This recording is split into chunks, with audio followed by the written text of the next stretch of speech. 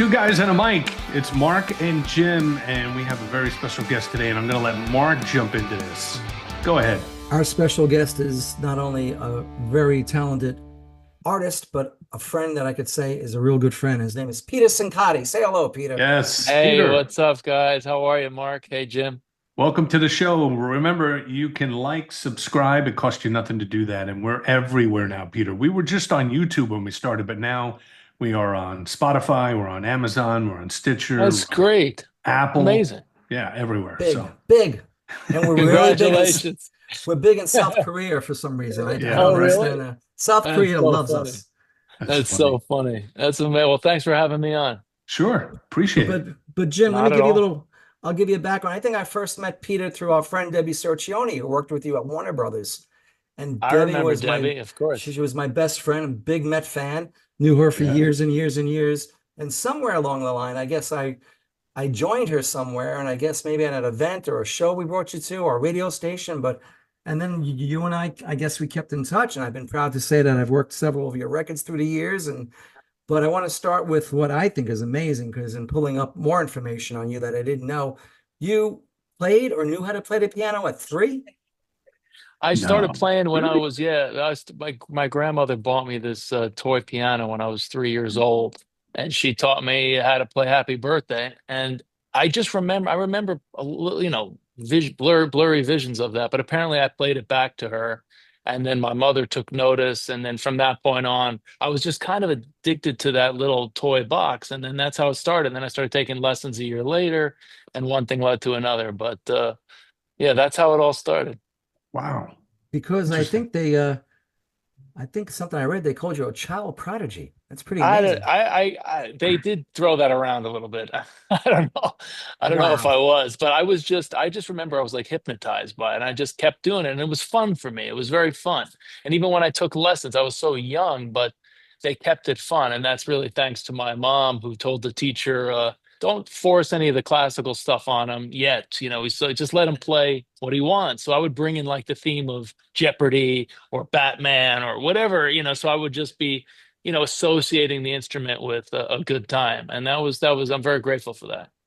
Interesting. Amazing. I kind of did the same thing as a kid. According to my mother, I used to walk around with her hairbrush and pretend I was talking into a microphone. Well, there you go. There you go. That is the same thing. Because I used to listen, I'll credit Dan Ingram, who was a legendary DJ in New York at every time I would listen to the radio, it was like, these guys sound like they're having the time of their life. That's what I want to do. Yeah, isn't that amazing? No, that's Yeah. how it starts. It's got to be fun. If you don't like it, it's over. Yeah. Yeah. So how many years did that continue for piano lessons until you say, hey, I know how to do everything? Well, I still don't definitely, and I'm still, trying to learn as much as I can. But I don't know. I guess I started at 4 with the lessons, 5, 6, and then I heard Jerry Lee Lewis. I think when I was about 5 years old, I got the Great Balls of Fire cassette tape, and that cassette really that took me to a whole other level of obsession. And all I wanted to play was like Great Balls of Fire, and then that got me into early rock and roll, which was really my first love. Guys like Chubby Checker, Fats Domino, all the '50s, rock and roll, and that's what started it. And then from there I went into blues, and then I eventually got into jazz, and then simultaneously I was writing songs, but the songs I was writing was very different. They were almost like pop songs when I was 8 or 9. So I had 2 different parts of me, and that kind of came full circle later on when I met David Foster for my 3rd album, but that's a long story. But it's 8 or been 9. it's been About a that in a while. process. Yeah. 8 or 9, I couldn't keep track of my bicycle. This guy's writing pop songs. Exactly. At 3, I don't That's think I could go funny. to the bathroom at 3. I don't know That's what I was very doing at funny. 3. But That's Peter, funny. so you're playing the piano and you're practicing and you're doing well for years and years. But you started performing early as well. I did start playing early. I think, yeah, I guess, I had a lot of teachers through the years in New York City who were generous and would say, hey, I would take lessons from them, but I would go see them in restaurants or clubs. And many times they'd call me up for like a number. And then little by little, I learned by sitting in with all these amazing jazz musicians, blues musicians, just people in the city. And then I started to get my own gigs in my early teens, and I'd say New York was a big part of that education. You can't buy that. If I wasn't in this Unbelievable. city, it might not have happened that way. Probably wouldn't have. Did you Well, grow up in New York, Peter? Yeah, yeah. born and Okay, raised in the city here. Yeah, got it. But I did find out with a name like Cincotti, but your mom is Jewish. that's right. Yeah, my Aha. my father was Italian and my mom is Jewish, so half and half. And In I the did, end, it's all the same stuff. A lot of food, that's family. it. Yeah. And good people. And you are, Exactly. and being Italian, I think I read you're also an honorary citizen somewhere in Italy. Oh, that's another crazy story. My father's family is from a region called Avellino outside of Naples. And my grandfather's family, the Cincottis, were apparently from this small town called Cervinara. Anyway, the Oh, abridged version is they, yeah, I don't even know how it started, but they made me an honorary citizen. It was ridiculous. It was so ridiculous. They had a marching band. They had this fireworks. It was soon. Apparently, I got 72 grandmothers over there. They're all named Cincotti. But it Did was they like one of actually those give you a key to trips. the city? Not really, but Okay. they gave me a no, but they kiss gave on a the cheek. pasta. They gave a lot of pasta. Yeah, they fed me. Yeah, that's right. But it Well, was one of those great, great trips. the reason I was bringing that up was I was recently trying to go back into our family tree here, and I was able to pull up the actual passenger record of both my grandfather and my grandmother when they came here on Ellis Island. And my grandfather was from Pantelleria. You ever Oh, hear you that? kidding? It says Wow. Pantelleria Trapani, and my grandmother was from Augusta, Sicily. So they were both from Sicily. Wow. And Amazing. because I figured if I ever have to leave this country, maybe I can get citizenship there, but Yeah, it's quite difficult to that's start to true. do that. I've heard, and I've been people have suggested that to me too. But now you reminded me the reason the first part of that story, the reason I even went to Cervinara was because I have a cousin, a second cousin. My father's family, when they came here, they went from Italy to East Harlem, and East Harlem was a very Italian area in the first part of the century, even beyond. Even now, there's still a few there, but it was like the Little Italy of uptown before it was Spanish Harlem. So that was a whole neighborhood. If you look at the history of East Harlem, it was even called Italian Harlem. Not a lot of people know that, but I have a second cousin that was from that area too. Now I didn't know her, but just by nature of being a performer and playing around the world, she was a big ancestry person. Like she did all the Mhm. the family trees and all the she just like dug deep into it. And one day I get an envelope in the mail that has a picture of my father as a kid, my aunt, the family eating macaroni up at the house, all the East Harlem history. I'm like, is somebody stalking me over here? But no, it was this second cousin who only knew of me because of an article in the New York Times when I first started. They did an article on my pinky ring, which was my grandfather's ring because I his name got was one Peter too. There you too. go. You You gotta got have one one. too, Gotta have one. and it had P on it, and it was passed down to his son, my father, and then to me. So she sees this article in the Times and says, "I wonder if that Cincotti is connected to the Cincotti that Amazing. I'm doing." And then she sends me this envelope, and we get in touch. She's in Seattle, totally different life, totally different upbringing, and she's the one who told me, our people come from Cervinara. So that's how the whole thing Hmm. started, and that led me there and the whole citizen stuff. But anyway, long story. Interesting. Yeah, So it's how did you get crazy. signed? Your first record deal? Oh, on the music end, that was through Phil Ramone. I Again, know playing. because he produced one of your albums, and that was, I think, your first #1 jazz album, correct? Yeah, that's right. My first record went to number one, and he just showed up one night. I was playing Monday nights. I was 17. I was playing Wow. Monday nights in New York, and he just was in the crowd, and that's how I got signed. So we made my first two albums together. And you So knew you're in Phil, high right? school and you're working at Yeah, night while you're in high school. exactly. Yeah, yeah. Wow. Throughout high school, I was doing a lot of that. Yeah, Amazing. Interesting. It's it two was guys and a crazy. mic, Jim Ryan, along with Mark Rizzo. And our special guest today is Peter Cincotti, a great musician, Broadway, everything. He's done basically everything except maybe not make a metal album. Is it? You're going to make a metal album? Um, Only if Mark tells me to, I'll do it. Maybe. There you go.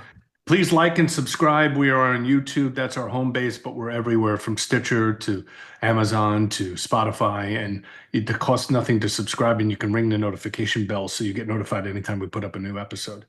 So, Peter, were you just consumed by music? Or did you also do sports and other things and lean towards music, or was it just music, music, music?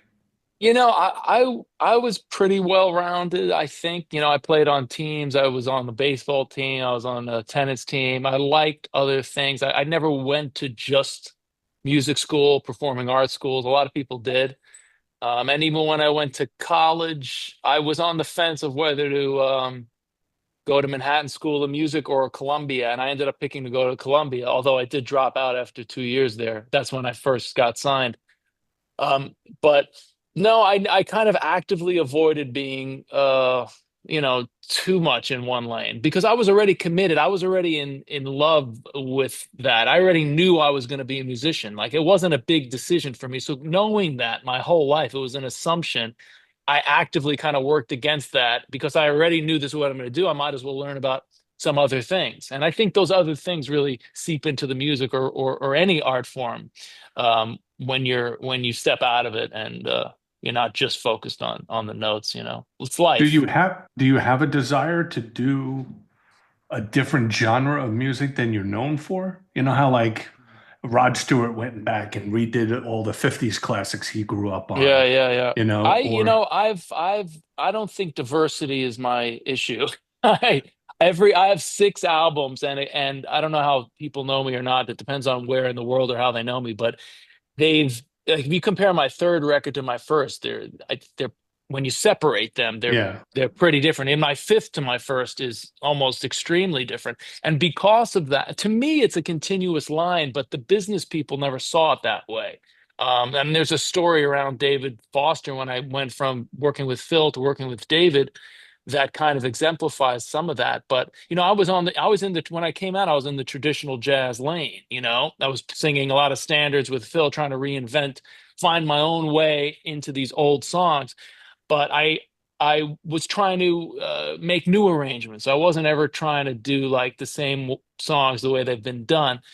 So um, it's been a constant evolution and all different kinds of styles in there. But that's been tricky. That's been tricky to on the business end because some people want one version of you and not another. But you got to right. somehow maintain your own integrity and keep it fresh for yourself. Yeah. But Mark's heard some of the variety of records I've made. No, Like I mean, you're they're talented. all I over the mean, map. Yeah.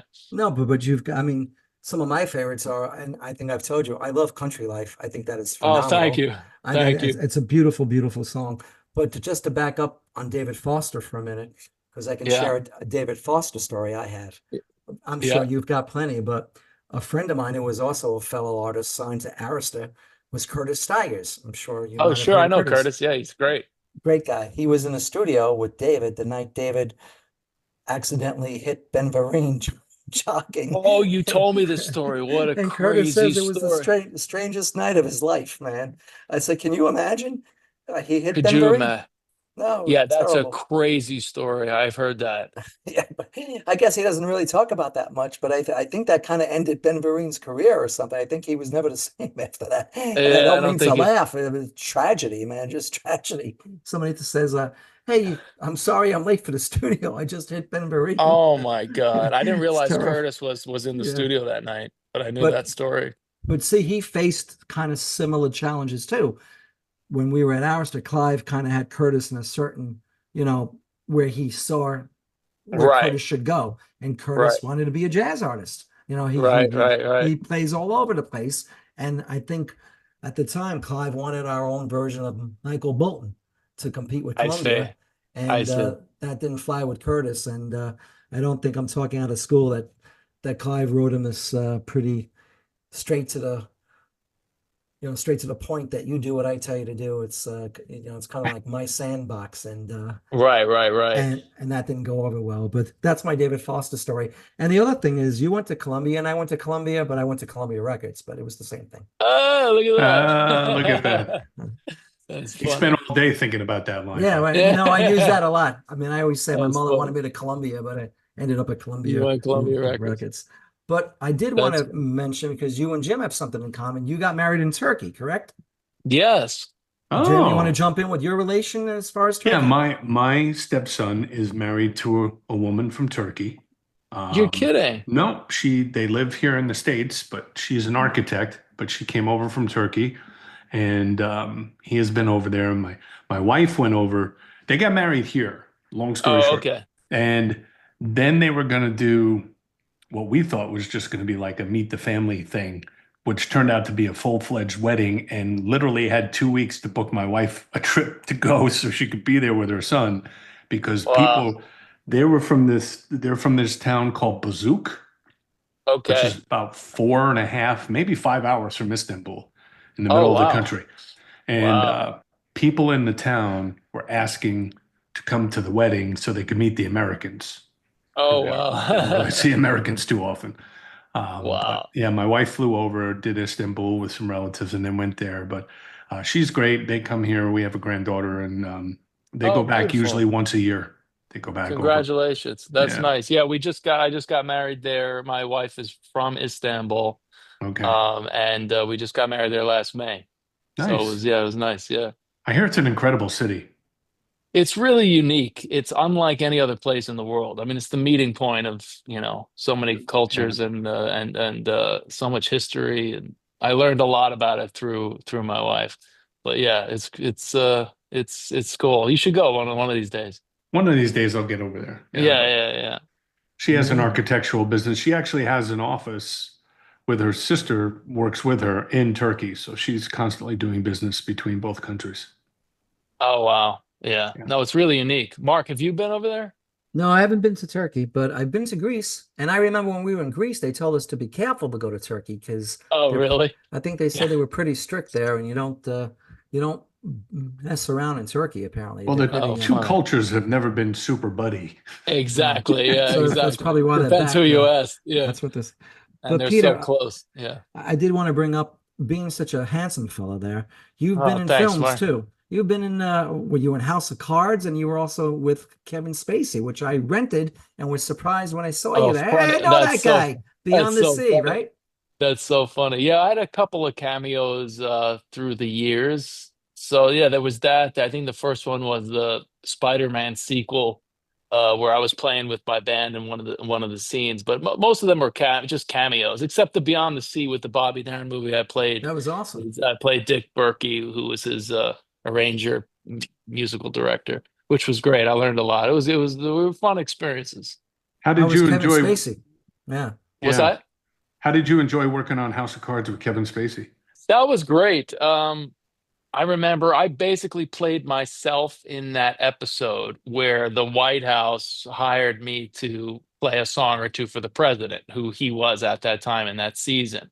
And it was cool. I think we did like 32 takes of Wow. I forgot even I think it was, I'm blanking on the song, but whatever the song was, I played about 32 takes of it. But it was cool. It was very cool to be on set there. Everything was just complete exact replica, and you thought you were in the White House, and everybody was pro, and the show's such a hit, beloved show. So it was Yeah. cool to be in there. So let's talk about what you're doing. I keep reading Yeah, about yeah, all these yeah. appearances at Cafe Carlisle.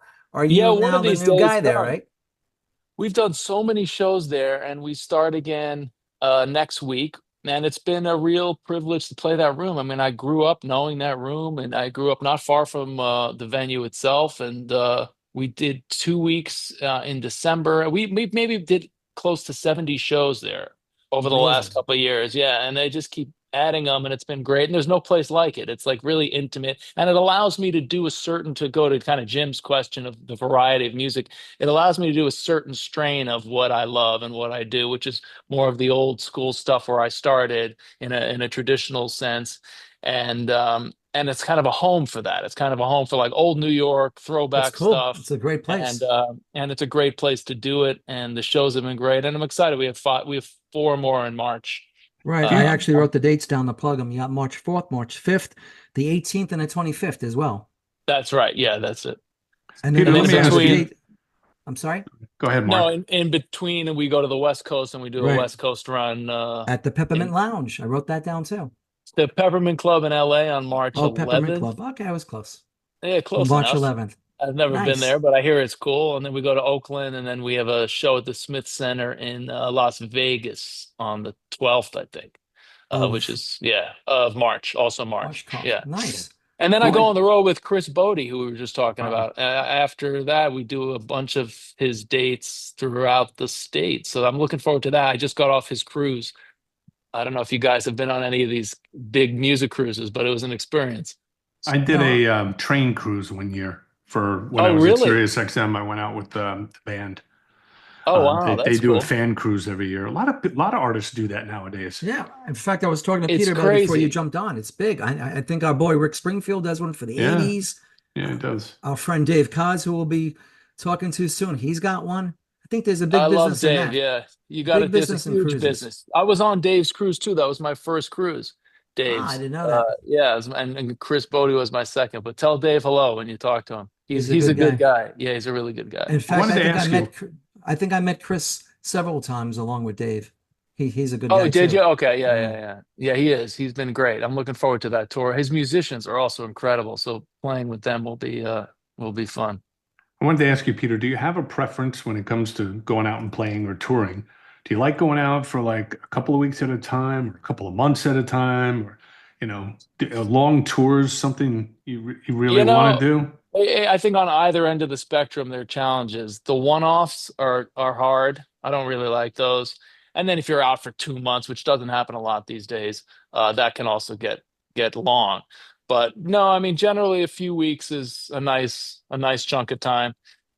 But no, the one-offs are hard because you can't really get in a groove. You know, you go there, you get one show, and then you go home, and it's like it's nice to have consistent shows, and it's just nowadays with routing and touring, it becomes more difficult. But we do a lot of stuff in Europe that ends up being more of a solid stretch of things. So, 2 weeks you sounds know, about the maximum you want to live out of a suitcase anyway. I know. It gets, and then you get in the groove, and then when you come home, you don't know how to boil an egg. I mean, you're Right. useless because you're just so used to the tour manager and the system and the promoter and the day sheet and tell me where I gotta be.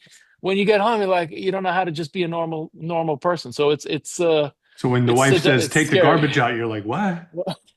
Exactly. No, it's crazy. You really get in the rhythm of it. Yeah. So will she be Yeah. joining you on the tour? Or- No, I mean she works. She has a real job. So she works for the Financial Times, and I think you she told me does that, huh? travel sometimes when she travels a lot in her own right. Her name is Zainab, and so Zainab travels a lot, and we try to overlap. So if I'm like last summer, we overlapped in Italy. I had a show, and she was there for a work trip. So we try to meet up where we can. But it's it's ever changing. How big is that Interesting. tour with Chris?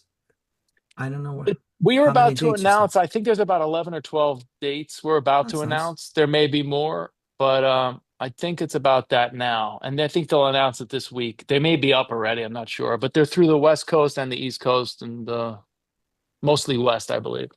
Nice. I Yeah, it'll think be I fun. once asked, I don't know if I asked Barry, I asked somebody else. As a piano player, can you tell if somebody like Elton John or Billy Joel, are they really good piano players or are they just average or somebody like yourself who's like a child prodigy and can probably play unbelievable? No, well, thanks, but I love the way each of them play. Um, and I have, I mean, they're different. They can't really put them in the same sentence, but they bring different things to the table. And for the songs that they write, um, they just play perfectly. And the way they incorporate rhythmic piano, especially well, both of them in a rock setting, and then Billy Joel brings so much classical influence to certain songs, and the Angry Young Man stuff. The way they weave in piano features in an otherwise pop or rock Song, correct. setting is really unique. And even on the ballads, there's just so much movement. Like on what's that? The bridge of the Billy Joel bridge is one of my favorite sections. Always a woman. She's always a woman. The bridge there and where it goes, it's just so beautiful. It's like Chopin all of a sudden. So I'm a big, huge fan of the playing. Having said all that, as a kid, when I would listen to them and love, even in my teens, and love Billy Joel and Elton John, I also love those crazy virtuosic piano players in the jazz world, people like Oscar Peterson, or somebody who would use voicings like Bill Evans, or these heavy players, Bud Powell, or Errol Garner was a huge one. And this part of affected the way I've approached my original songs, because I would wish that during the musical section of a Billy Joel or Elton John song, I could get some more complexity from like the jazz players to Uh, play with that virtuosity. See, and when I'd listen to some of the instrumental music from the jazz players, I wish I got some of that Elton John, Bernie Taupin storytelling, or even the Billy Joel style of songwriting in the jazz world. But they never blend, those worlds remain separate. So it's part of my pursuit was to take elements of both of those worlds. That's why I do a Billy Joel cover. I do New York State of Mind on my last album.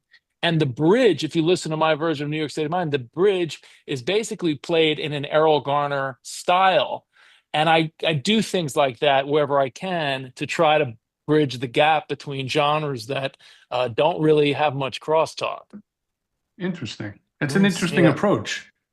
Boy, it must be nice to have talent, huh, Jim? Oh, so you guys got it too. But no, it's been a Unbelievable. constant pursuit. I do a Coldplay song, and I use Bill Evans as a way to approach the intro of Viva La Vida. And try to use some of his things. There's like, I do a Lady Gaga song that's influenced by McCoy Tyner, at least on the piano. So I'm trying to like constantly take from people that you would never put in the same sentence, and see what happens. And there's a lot of times it makes sense, which is just surprising. But it depends how you approach it. So I've asked a lot of singer-songwriters, which you're not, but over my course of my career doing interviews, I've asked musicians basically, what comes first to you when it comes to composing a song? Do you get the melody in your head, or is it just an idea? What's your process, Well, I'll basically? tell you, no, I mean, songwriting has been a huge part of my life. Right from the third album, pretty much onward. I've made all original songs on each of my albums Yeah. up until the last one that I was talking about pulling from these different things, but mostly it's original music. Um, and it's changed. Sometimes the music comes first, sometimes the lyrics come first. I have a collaborator I love to work with, by the name of John Bettis. Um, that we wrote most of my third album together, not the Country Life, Mark. And that was the first time that song I wrote by myself, and John used a few expletives for me that I did that by myself, and I took it as the greatest compliment, because I don't know if you know John. He's a legendary lyricist. He wrote Human Nature, he wrote One Moment in Time, he wrote Like all the the Carpenter Carpenters stuff. hits. Yep. Yeah, I mean, massive. So him and I have a special thing, and we had my first basically pop hit single together on my third album called Goodbye Philadelphia, that I also Right. I was wrote going with to say John. that. Yep. So with him and I together, it changes. Sorry, I don't know why my camera keeps moving like that, but I think it's a Zoom update. Sorry. Um, but so him and I, it's one thing. When I write alone, it's either it's used to be melody first and then lyric, and then it was lyric first, and now it's very much all at once. Um, and I'm working on a new EP now that's all original music, and I'm producing it. I've produced my last couple albums, so adding in the production also changes the process. It kind of just becomes all at once. The lyric, the melody, the sound, the music, the drum beat, it's like become more and more one large thing to try to create, as opposed to just write the song and then produce the song. It's all happening at once now. Do the songs come to you? Like I remember I've talked to numerous times to Pat Monahan from Train. I'll just use him as an example. And he Yeah. will set up writing sessions, obviously, to try and collaborate with people. But a lot of times, maybe something in the middle of the night wakes him up and he quickly makes a note on his phone, Oh yeah, you know? tons of that. Tons of that. Yeah. I've written complete songs from dreams, and I have the craziest dream stories. There was a song on my fifth album called Palermo, and it was just from a dream. I just dreamed of, it's a crazy dream. I'm on a waterbed in the dream. it's in the 80s, and I'm with Mhm. some girl that I don't even remember the face, and we were just hanging out, and we were on an iPhone scrolling through YouTube in the 80s, mind you. And and I'm like, hey, check this song out. You should check this song called Palermo. And we press the thing, and I hear the song in the dream. And I Wow. just get up and I write whatever I heard in the dream down. And then I Wow. went to Palermo and I made a video of it. We put a That's piano right. on the rocks there. And it's just a mysterious process, especially when it manifests. All of a sudden I have all these shows in Palermo because I had a single there from this dream. It's just the craziest thing. So I've had a lot of that. I There's think a you lot should of write a things. song called Maui, and then you could I go to know. Maui. That's exactly. Try to work that into the I use mix. that joke, by the way. That's a good one. Ah, okay, there you go. That's a good joke. And But I did. technology is so good to allow you to do that. It reminds me of a quick story. I won't keep it long, but I was working with Christine McVie, the late Christine McVie, at Sirius XM for a Fleetwood Mac channel, and she talked about writing "Go Your Own Way," and it was in the middle of the Rumors album. They were in some farmhouse in the middle of England, and she got this idea when she went up to her room at night for the song and basically had to stay up all night, keep playing because there was no way for her to record it. So Oh, until wow. she So, could wake up an engineer the next morning to get it down, she stayed up and kept playing it. oh my God. Yeah. I never thought about that. Yeah. Because I never technology thought now, about it's so that. easy. Yeah, Jesus, that must have been tough. I mean, she didn't even have like a little tape recorder or No, no. wow. Because No, this is you like, we I mean, they had tape recorders, but she was in a farmhouse. It was like 1974, 75, when they were no, working on that now Rumors album. nowadays we were so spoiled by it. And not too long ago, I sent my mixer. We were just about to go to mastering, and there was a lyric change, and I was on the road, and there was no time to make a thing. And there was one word that needed to be changed, and I went in my phone and I just sang it in a quiet room. And I go, "Do you think we could, Fly this in. make fly Sneak it this in. in and actually, be undetectable?" And I think we did it. But things like that just happen all the time. Technology makes it, there's no excuses now because we have everything at our fingertips. Gotta love Pro Tools. Yeah, I know. I know. It's crazy. So, do you practice piano every day?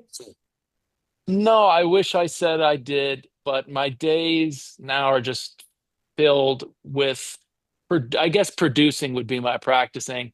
I've been making this new album that will be released in parts. So, like, hours of just days and days and days of, editing. I'm doing everything, but I've been doing that for a while, so I'm just trying to get faster at it. And that would be my practicing now, just making new songs and new tracks. I'm also collaborating with a few different other artists around the world, which has been really cool. We just had Marcus Miller. You know Marcus Miller, the legendary bass player. I don't. He's joining us on a track, and this French singer's doing a French version of one of my songs. That song, "Ghost of My Father," which is a song I wrote about my About your dad. father. Yep. And we're going to release a French version. Half of it's in French, and then I turned this a song of doing a Turkish duet with an artist from Turkey. So it's like we're releasing all different collaborations over the next year, and so my days are full of that, but not traditional practicing. It's two guys and a mic. We're here with Peter Cincotti. Like, subscribe, ring the bell to get notified. It costs you nothing to subscribe, and we're everywhere these days. On that note, is there somebody you'd love to work Oh with you yeah. haven't? Oh yeah, there's so many. I'd love to work if I had to pick one off the top of my head, but there's a list. I guess John Mayer would be somebody that I'd love to do something with because he also kind of does in his own way what I try to do with writing songs, but then putting some, I don't want to say real music, but putting some density in an otherwise pop song. He'll take a guitar solo and he'll play there. The chords have complexity to them, the structure of the song. So I think that'd be really cool to kind of like what I just did with Marcus. He was on a bass and you have almost soloing or trading built into the creation of a otherwise, I guess, for lack of a better word, pop song telling a story, as opposed to doing one or the other, jazz or just a song without any real music in there. So anyway, John, I guess would be one that I do. I'm a big fan of Ryan Tedder, but that's more on a production level. I like a lot of what he does. Boy, that guy works hard. He works with everybody. Yeah, it's amazing. But there's so many people, a lot of people. Most of them are dead, but that's what are you gonna do? But I can't. Well, doesn't mean you don't with want to work with with them. Yeah, I know with AI nowadays is that's That's right. true. You bring them back. starting to bring them back. I know. So, Peter, I did want to ask you, you mentioned your father. Your father was pretty famous too, wasn't he? Wasn't he a famous attorney, or did he work for the state or the city or something? My father was, I don't think he was famous, but he was larger than life, he was an attorney in New York. He was an entrepreneur. He was in a lot of business. He was a big figure in my life and family. And yeah, I lost him at my first professional show. You told me the Um, story, yeah. yeah, which it's funny. I never really talked about it till now, but this song came out and almost forced me to talk about it, which is weird because he died when I was 13 at my Oh, first gig on West 46th Street. And, and it kind of, was something you work through it was sort of like a trauma like that. And it was shock. And, um, but this song came out called Ghost of My Father when I was working on my last record. And again, to kind of going back to what Jim said, that was something that I don't really feel, I feel like it was either given to me or just like forced to come out. It was like wanting to be written. The title was already there. I woke up, it might have been 6 in the morning, and I don't wake up at 6 in the morning, but it was just there. And it was Ghost of My Father attached to the melody already. And I was like, oh shit, now I got to write this fucking thing. And that's like I can't mess it up. So it was just one of this melody figure. If you listen to the record, there's almost a classical intro. I mean, God knows why that's there, but it was attached already.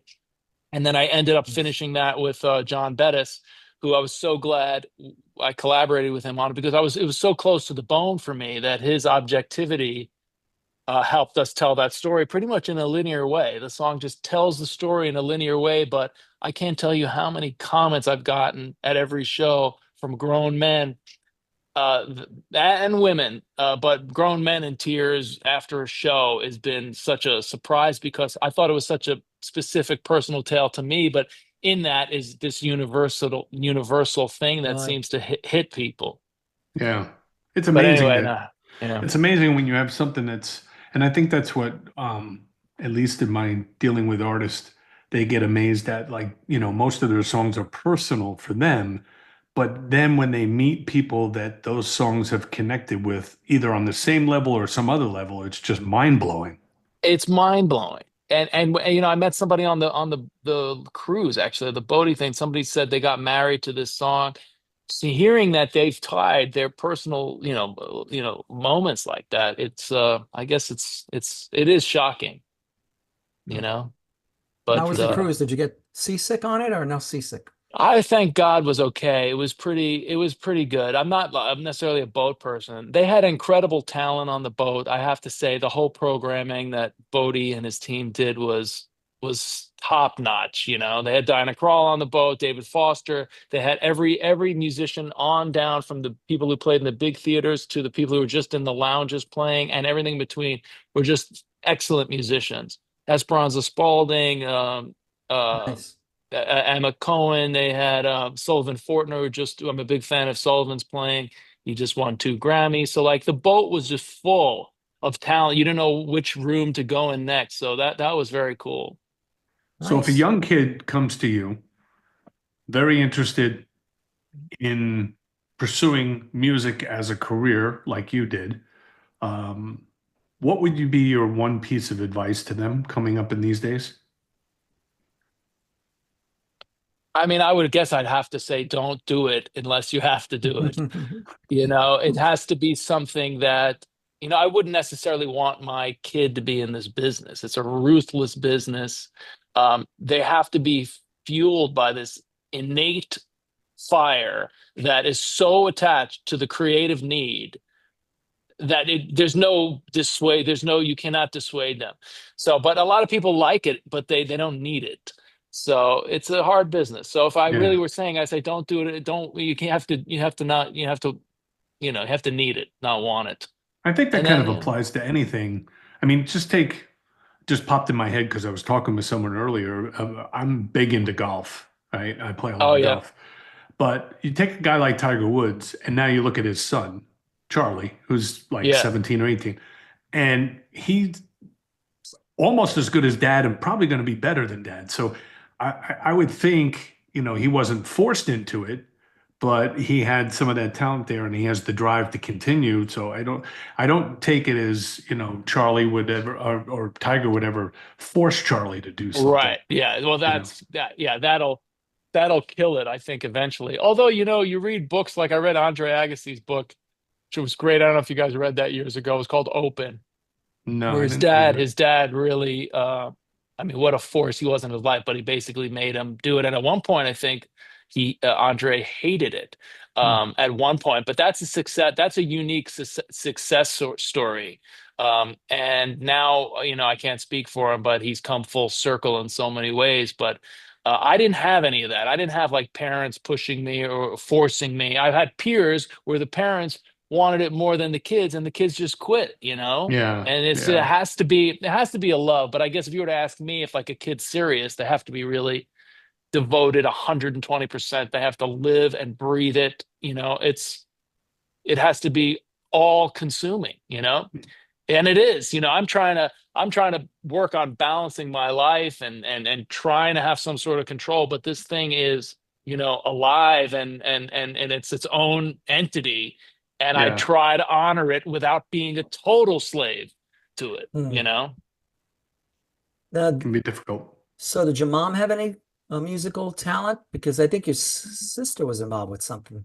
Didn't you work My with her on a sister and I, play? my sister and I collaborated on a few musicals through the years. She's a big theater lover and a Uh-huh. playwright, and my mom is very musical and artistic, and she Uh-huh. was the one to nurture whatever she saw in me at a young age. I'm not sure my dad would have noticed. He was watching the football game and was not musical, totally tone deaf.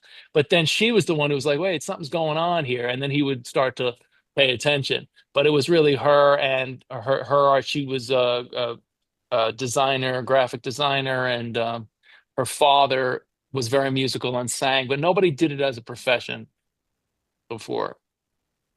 Nice. Interesting. Well, I mean, it's one Yeah. thing to know how to play the piano, but you also sing too. At what point did you say, "Hey, I could sing"? Imagine if you couldn't sing, but you could play the piano. It's like, I know. Well, I never, it's funny, people, I always thought of myself first as a piano player, and singing came in my teens, and it's hard to know why, but I guess it was like just part of something I wanted to, sorry, the stupid camera, something I wanted to incorporate to get the message across on whatever song I was working on at the time. But I never thought of myself, even now, I don't really, I'm a singer, but I don't think of myself that way. I think of myself more as a songwriter and a piano player. But again, like if I had to pick one, it would be a songwriter, ironically enough, because I use the piano to just get to the song, and the voice is just a way to get to the song. Funny enough, it's like, I'll give you an example. When I wrote Goodbye Philadelphia, that melody, that chorus melody is really like rangy. And when I was working with Phil, I was singing in a lower register. I was not using any falsetto. I was in a traditional sort of approach lane to the older songs. But then I started writing these other songs. And when I worked with David Foster, that was the first time I started singing this falsetto melody, only because that's the melody that the songwriter and me wanted to hear. It's not because I wanted to like show off some vocal thing. I didn't even know if I could do it. But David gave me a lot of confidence vocally to approach these things. And then I started to serve the songwriter in me, which is like, if that's the melody you want to hear, figure out how to do it or figure out a way. And I think of the smart. piano the same way. So the how how you see yourself shifts through those evolutions. Did you Nice. learn how to play um, from, I don't know if we're phrasing this, did you learn how to play from hearing things or actually learn how to play, because you read sheet music? My stepson plays guitar, kind of taught himself how to, and Yeah, basically learn by ear more yeah, than how to actually read, like, yeah. sheet music. I'm 100% by ear, and I've painstakingly read sheet music before, and I studied classical for many years, and I did it only once I was already in love with music and knew I was committed. I studied classical just to learn and force myself to learn certain basics and theory and read, but it was never how my brain worked. Even the classical teacher, I would look, because how I learned is either by watching or listening. And even the classical teacher, I'd go like, "Hey, can you play that again?" And she'd try to get me off of that. Say, "No, look at the page, look at the page." And in my brain, it never. I'm like, "Yeah, yeah, okay, I'll look at the page, but just play it again." And then I would learn, and I'd learn it that way. And that's just the way I Interesting. internalize the music. Because when I'm reading the page, I'm just I can't explain it. It doesn't go through me first. I need to like internalize it in Yeah. order to then express it out. And that goes, even if you were to like hire me to have to play a Chopin piece, I would painstakingly read it, but then I'd get rid of the sheet music, memorize it, do my whatever thing, and let it be part of me, and then I'd play it. But I'm not a sheet. I cannot. It's a struggle. I hate it. It's an amazing talent. No matter what you do, like my wife does quilting and sewing, and she Yeah, once made a wedding dress for somebody by seeing it once. She saw it, had no dress that's pattern, incredible. You're and she kidding. took some pictures and then went and recreated it. Wow. That's And that's just incredible. that's an talent when you can do that, or what you do with as far as the reading the music or seeing how it's played and remembering or teaching yourself how to do that. It's just a That's the talent. same. I never connected those two things because there's so many artists that have things like that as well, where it's like just fascinating how they see something once and then they could. Yeah. But Yeah. yeah, I don't know. It's just the way it was. It was an advantage, and it was also something that was not open to me. It's just not. There are guys out there who could they blaze through the sheet music, and I'm always fascinated by it. But it's just not how I see it. Hey, Interesting. Jim, I Yeah. can tie my shoes without looking. Oof. You're good. You're It took good, a Mark. while. And as far as I wanted to tell That's Peter, great. I get up in the middle of the night too, but I usually have to pee when I get up. I have no music coming through my head. See, I've Peter had it all doesn't, during the day. That's I've had the enough. prostate. he I should be can't going do to it. an open mic night somewhere, shouldn't he? No, I he have to do totally something somewhere. should. Mark really should. That's Peter, amazing. before we let you go and Yeah. do all the magic you do, how did you become friends with Tony Danza? Because the one or two times I saw you, you were Tony, and he's like a great guy. And I know, he's Tony. out there, isn't he doing like the Sinatra songbook or something out Yeah, there? yeah, he is. He is. And he also did a few runs at the Carlisle and does really Uh-huh. well there. He's an old friend now. I guess I could say an old friend now. I know him. I guess I met him first when he had his talk show here in the city. He had me That's right. on He as had a a talk show. guest, Yeah. and he did have a talk show on ABC, I believe. And I was on it as a guest. But then we stayed in touch. But I always liked him, and I guess we got on. And then we stayed in touch. And then was in Malibu, moved back, and then I think he moved back to the city and moved a block away from me. And then that was the beginning of the end. That was a disaster because him and I were hanging out almost every night at that point and going here, going there in New York.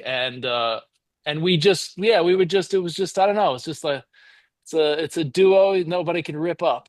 We either I'm, drink or we go sing or we go eat or we go well, I saw here. the And he's video a that you good guys friend. did was cute. That And song video. I wrote a song called "One Too Many," which is basically an old timey style drinking song that I wrote with my friend Barack, who's a brilliant bass player, Barack Mori. Now I wrote this maybe over 10 years ago now, because Barack called me up. He was on the road somewhere. He goes, "How you doing?" I go, "I'm struggling. I had a lot to drink last night." I go, "How you doing, Barack?" He goes, "Oh boy, I had one too many too." And I said, "You know what? That's a great song title." 10 minutes later, we write the song. I write the lyrics. We do the music together over the phone. It's done. It's one too many. It just sits there. Then years later, I'm hanging out with Tony and I go, "This would be the perfect duet because we do it anyway." So last year, we finally released the studio version of I me saw it and was Tony cute. Danza singing One Too Many. So if anybody's listening to this, having a cocktail, that's your song to put on in the background. That's funny. When I was in college, I worked at American Airlines before 9/11 and all that stuff. and Yeah. we were considered security. And basically, those days, American Airlines was very excited about all the celebrities that they were flying in and out, and there was no security as far as us as employees. So Right. he would go to a terminal, and I forgot what the code was, and we'd be able to pull up like the passenger list, so we know all the VIPs that were flying in. And I remember Tony had flown in, and there was some kind of a notation that they had scolded him or they yelled at him for smoking a joint in the bathroom of the airplane. So if you see Tony, you ask him That if is indeed so that was funny. true, that he busted for smoking a joint in the bathroom. And I think That's they sent great. us like the notation, like what were we supposed to do? It was pretty Oh, funny. that's so funny. Well, the next time you're in New York, we should all get a drink. He'll punch me. He'll say that's not true. He'll hit It me. depends. It depends how you ask him. Tony, is it true? Back in 19. Exactly. Depends how funny. you ask him. Well, Peter, we won't keep Funny. you much longer, but I did want Not to. at all. I mean, Yeah. obviously, I wanted to plug all the Carlisle dates. I hope I get to see you there. Thank you. I'll Thank try to you. check out the Chris Bodie tour. I'll give Dave your hellos and your greetings. Please do. Yeah, And please besides do. cruises, the other celebrity thing is wine. Everyone's got wine. Oh, yeah. I'm thinking Yeah. Cincotti wine.